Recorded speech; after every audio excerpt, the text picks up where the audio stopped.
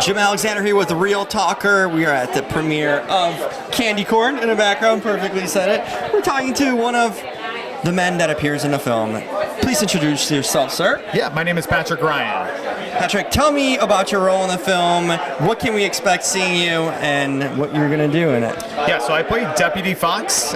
He's a wide-eyed, young, wet-behind-the-ears cop who's super emotional, and he follows the lead fearlessly of his Sheriff Bramford, played by Courtney Gaines, and we're trying to save Grove Hill from disaster from Jacob. Super emotional. Tell me more about it. It sounds like I like that description. He's very sensitive.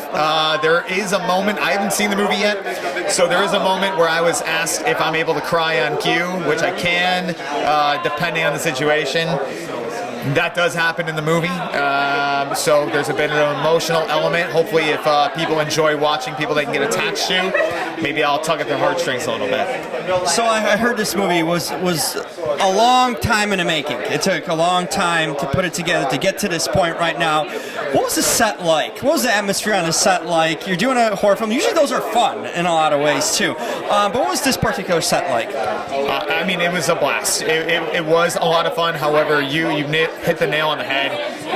It was a long process, about 2.5 years. Myself and about 7 to 9 other people were the original people, cast and crew, that were part of this whole situation. And we were wearing a lot of hats, helping out wherever we could. But I was never asked to do anything out of the ordinary.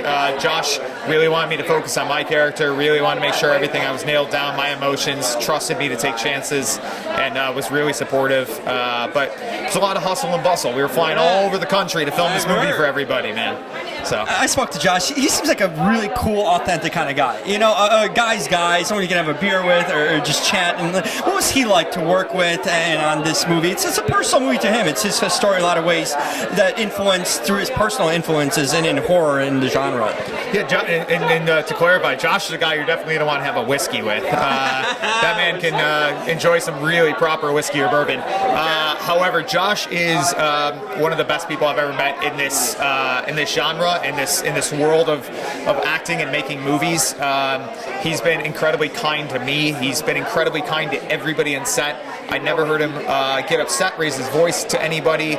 He took on a lot of burdens that he didn't present to any of us, and he held it with dignity and respect, and he's just an amazing director, an amazing person to work with. So I would love to work with him again, but I know he has such a bright future ahead of him. So yeah, that says a lot. Having patience through such a long, trial with making this film and so many hats wearing, and trying to put it together. That says a lot, that way. We're gonna close out on a fun note.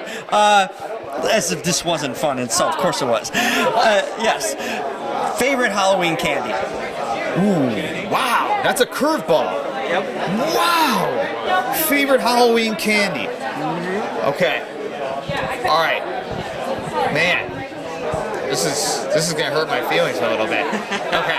So I used to go to. It can't be candy corn. I mean, it's gonna be a short answer, but it's gonna be a pretty descriptive one. So I used to go in. I had a kindergarten teacher named Mrs. Maderi, and she, if you went to her house and you were a former student, she would give you larger than life candy than most people would ever get. Okay. So she would drop in super large Crunch bars, super large Hershey bars. So those were always my favorite. But for picking one, I'd probably go with Ghost Peeps. Not necessarily a candy, but Ghost Peeps. Yes, what a good call. That's out of the box. I love it.